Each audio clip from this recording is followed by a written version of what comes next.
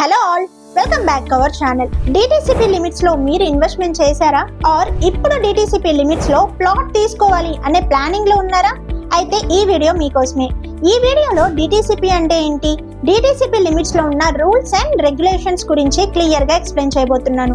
వీడియోని స్కిప్ చేయకుండా లాస్ట్ వరకు చూడండి. హెచ్ఎండిఏ లిమిట్స్ దాటి ఉన్న లేఅవుట్స్ అన్ని కూడా మనకి అండర్ డిటిసిపి లిమిట్స్ వస్తుంది. సో మీరు ఇన్వెస్ట్మెంట్ చేయాలి అంటే లైక్ లాంగ్ టర్మ్ ఇన్వెస్ట్మెంట్ చేయాలి, ఒక 10 years వరకు ఇన్వెస్ట్మెంట్ చేసి వదిలేయాలి అనుకుంటే బెస్ట్ ఆప్షన్ డిటిసిపి వెంచర్ లో ఇన్వెస్ట్మెంట్ చేయడం. ఎందుకు అంటే ఇప్పుడు డిటిసిపి లిమిట్స్ లో ఉన్న వెంచర్సే ఫ్యూచర్ లో హెచ్ఎండిఏలో యాడ్ అవుతుంది. అండ్ ప్రైస్ వైజ్ గా కూడా కంపేర్ చేసుకుంటే మనకి హెచ్ఎండిఏతో పోలిస్తే డిటిసిపి ప్రైస్ అనేది కూడా కొంచెం తక్కువలోనే ఉంటాయి. సో డిటిసిపిలో ఇన్వెస్ట్మెంట్ చేసే ముందు చూసుకోవాల్సినవి, ఫస్ట్ లేఅవుట్ అప్రూవల్. కొనాలి అనుకునే ప్లాట్ అసలు డిటిసిపి అప్రూవల్ చేసిందా లేదా అనేది తెలుసుకోవాలి. అది ఎలా తెలుసుకోవాలి అంటే ప్రతి లేఅవుట్ కి ఒక నెంబర్ అనేది ఉంటుంది, అదే LP number, layout permit number. ఈ ఎల్పి నెంబర్ ని పర్టికులర్ డెవలపర్ ని అడిగి తీసుకొని ఈ నెంబర్ డైరెక్ట్ గా టిఎస్బిపాస్ వెబ్సైట్ లో వెళ్ళి టైప్ చేస్తే ఆ లొకేషన్ కి సంబంధించి ఆ పర్టికులర్ లేఅవుట్ కి సంబంధించిన అన్ని డీటెయిల్స్ కూడా మనకి ఆ వెబ్సైట్ లో కనిపిస్తాయి. నెక్స్ట్, చాలా వరకు బిల్డర్స్ అనే వాళ్ళు ఆల్రెడీ డెవలప్మెంట్ స్టార్ట్ చేశాం, ఓన్లీ పర్మిషన్ ఒక్కటే పెండింగ్ ఉంది, ఆల్రెడీ పర్మిషన్ కూడా అప్లై చేశాము, సో మీరు ఇన్వెస్ట్మెంట్ చేసుకుంటే మనకి అప్రూవల్ అనేది వచ్చేస్తుంది అని చెప్తే అస్సలు నమ్మకండి. బికాస్ ఆల్రెడీ డెవలప్మెంట్ స్టార్ట్ చేస్తే అప్రూవల్ అనేది రాదు. అకార్డింగ్ టు డిటిసిపి అప్రూవల్ పొందాలి అంటే ప్రాజెక్ట్ లో బిఫోర్ ఎలాంటి డెవలప్మెంట్స్ అనేది జరగకూడదు. So next, link documents. ఈ లింక్ డాక్యుమెంట్స్ అనేది గత 13 years, 20 years, 50 years గా ఆ ల్యాండ్ ఎవరి చేతుల మీదుగా మారింది అని చెప్పేదే ఈ లింక్ డాక్యుమెంట్స్. ఇది కంపల్సరీ. ఇన్ ఫ్యూచర్ ఆ ల్యాండ్ మీరు రీసేల్ చేయాలి అనుకున్నా ఈ లింక్ డాక్యుమెంట్స్ అనేది mandatory. Next, NALA certificate, non agriculture land assessment certificate. ఈ నలా సర్టిఫికేట్ ఎందుకు అంటే మీరు తీసుకున్న ల్యాండ్ లో కన్స్ట్రక్షన్ స్టార్ట్ చేద్దాము అనుకుంటే అక్కడ నలా సర్టిఫికేట్ లేకపోతే అక్కడ కన్స్ట్రక్షన్ కి పర్మిషన్ అనేది రాదు. సో నెక్స్ట్, ఈసీ సర్టిఫికేట్ అంటే ఎన్కంబరెన్స్ సర్టిఫికేట్. ఇది ఆ పర్టికులర్ ల్యాండ్ పైన ఎలాంటి రెవెన్యూ ప్రాబ్లం లేదు అని చెప్పి ఇచ్చే సర్టిఫికేటే ఈ ఈసీ సర్టిఫికేట్. అంటే లైక్ మనకి ఫినాన్షియల్ గా ఎలాంటి ప్రాబ్లం లేదు ఆ ప్రాజెక్ట్ కి సంబంధించి అని చెప్పిస్తారు అనమాట ఈ ఈసీ సర్టిఫికేట్ అనేది. నెక్స్ట్ వస్తే లేఅవుట్ ప్లాన్. ఇందులో మనం లేఅవుట్ డైమెన్షన్స్ అండ్ బౌండరీస్ గురించి కూడా చూద్దాం.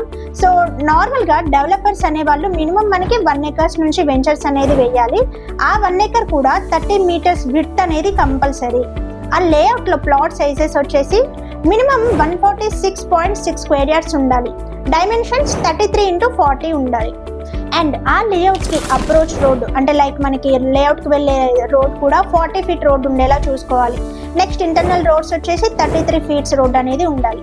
ఇలా ఉంటే ఆ పర్టికులర్ లేఅవుట్ కి డిటిసిపి అప్రూవల్ అనేది వస్తుంది. ఈ టోటల్ లేఅవుట్ లో 10% ల్యాండ్ అనేది ఓపెన్ స్పేస్ కి వదిలేయాలి. ఈ 10% ల్యాండ్ ఎందుకు అంటే ఇందులో 7.5% వరకు ల్యాండ్ పార్క్స్ అండ్ గ్రౌండ్స్ కి యూజ్ చేస్తారు. 1% ల్యాండ్ అనేది సోషల్ ఇన్ఫ్రాస్ట్రక్చర్, ఫర్ ఎగ్జాంపుల్ మనకి జిమ్ ఎక్విప్మెంట్స్ కానివ్వండి, బెంచెస్, కుర్చీస్ ఇలాంటివన్నీ డెవలప్ చేయాలి. నెక్స్ట్, మనకి 1% ల్యాండ్ లో reservoir, drainage system, electrical poles కానీ ఎలక్ట్రికల్ ట్రాన్స్ఫార్మర్స్ కానీ ఇలాంటివన్నీ బిల్డ్ చేయడానికి ఆ 1% ల్యాండ్ అనేది యూజ్ చేస్తారు. రిమైనింగ్ 0.5% అనేది ఫ్రీ పార్కింగ్ స్పేస్ అనేది వదిలేయాలి. టోటల్ లేఅవుట్ లో 20% గ్రీనరీగా మనం ఉండేలా చూసుకోవాలి. ఇవి minimum dimensions and boundaries according to DTCP. So restricted zones అంటే మీరు ఇన్వెస్ట్మెంట్ చేయాలి అనుకునే ప్లాట్ రిస్ట్రిక్టెడ్ జోన్ లో ఉందా లేదా అనేది కూడా చెక్ చేసుకోవాలి. ముందుగా వాటర్ బాడీస్, మీ లేఅవుట్ వాటర్ బాడీస్ కి ఎంత డిస్టెన్స్ లో ఉందో చూసుకోవాలి. నెక్స్ట్, ఆ ల్యాండ్ రైల్వే వాళ్ళకి సంబంధించిందా లేదా డిఫెన్స్ వాళ్ళకి సంబంధించిందా అనేది కూడా చెక్ చేసుకోవాలి. సో ఇది ఎలా చెక్ చేసుకోవాలి అంటే మనకి లింక్ డాక్యుమెంట్స్ లో క్లియర్ గా ఉంటుంది. సో మనం లింక్ డాక్యుమెంట్స్ లో చూసుకోవచ్చు. Railway land or defence land అయితే పర్మిషన్స్ అనేవి రావు. అండ్ మీరు తీసుకునే ప్లాట్ అనేది మనకి ఎయిర్పోర్ట్ కి ఎంత డిస్టెన్స్ ఉందో కూడా చూసుకొని ఇన్వెస్ట్మెంట్ చేసుకోవాలి. ఎందుకు అంటే ఎయిర్పోర్ట్ కి దగ్గరగా ఉంటే హైట్ రిస్ట్రిక్షన్ అనేది ఉంటుంది. మీరు కొనాలి అనుకునే ప్లాట్ లేఅవుట్ అనేది ఆయిల్ కానీ లేదా పైప్ లైన్స్ కి దగ్గరగా ఉంటే, ఫర్ ఎగ్జాంపుల్ హెచ్పిసిఎల్ కానీ ఓఎన్జీసీ కానీ వాటికి దగ్గరలో ఉంటే పర్టికులర్ రెస్పెక్టివ్ అథారిటీస్ నుంచి క్లియరెన్స్ సర్టిఫికేట్ అనేది తీసుకోవాలి. మీరు కొనాలి అనుకున్న లేఅవుట్లో హైటెన్షన్ వైర్స్ ఉంటే దానికి ఒక రూల్ ఉంది. ఆ హైటెన్షన్ వైర్ కింద అంతా గ్రీనరీ స్పేస్ వదిలేయాలి. అండ్ ఆ హైటెన్షన్ వైర్కి అటువైపు ఇటువైపు 33 ఫీట్ రోడ్ అనేది వేయాలి. ఇఫ్ ఇన్ కేస్ రోడ్ వేసే అంత ప్లేస్ లేకపోతే అట్లీస్ట్ గ్రీనరీ స్పేస్ అన్న చూపించుకోవాలి. బిఫోర్ మనం చెప్పిన 20% గ్రీనరీ కోసం వదిలేయాలి అని చెప్పాం కదా. సో ఈ ల్యాండ్ అనేది ఆ 20% ల్యాండ్లో ఇంక్లూడ్ అవ్వదు. ఇది అడిషనల్గా వదిలేయాల్సిందే. ఫైనల్గా మార్ట్గేజ్ ప్లాట్స్. ప్రతి లేఅవుట్లో 15% అనేది ప్లాట్ మనకి గవర్నమెంట్ తీసుకుంటుంది. ఎందుకు అంటే ఒకవేళ డెవలపర్స్ తను చేసిన ప్రామిసెస్లో డెవలప్మెంట్స్ కానీ కంప్లీట్ చేయలేకపోతే ఆ మార్ట్గేజ్ ప్లాట్స్ని, అది ఏదైతే 15% ప్లాట్స్ ఉన్నాయో అవి గవర్నమెంట్ అమ్మేసి వాళ్ళే డెవలప్మెంట్స్ చేస్తారు. సో ఇవి మినిమం మనకి డిటీసీపీలో మనం ఇన్వెస్ట్మెంట్ చేసే ముందు చూసుకోవాల్సిన రూల్స్ కానీ అండ్ రెగ్యులేషన్స్. సో ఇవి చెక్ చేసి మనం ఇన్వెస్ట్మెంట్ అనేది చేసుకోవాలి. డెవలప్మెంట్స్ జరిగిపోయిన ఏరియాలో ఇన్వెస్ట్మెంట్ చేయలేకపోయాము అని ఫీల్ అవ్వకండి. అండ్ ఇప్పుడు డెవలప్మెంట్ అవుతున్న ఏరియాలో ఇన్వెస్ట్మెంట్ చేసే ఛాన్స్ని కూడా మిస్ అవ్వకండి. So this is the best time to investment.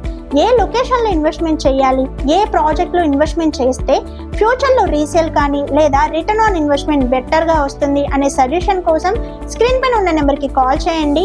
ఇలాంటి మరెన్నో అప్డేటెడ్ వీడియోస్ కోసం మా ఛానల్ని సబ్స్క్రైబ్ చేసుకోండి. Thank you for watching. See you in the next video.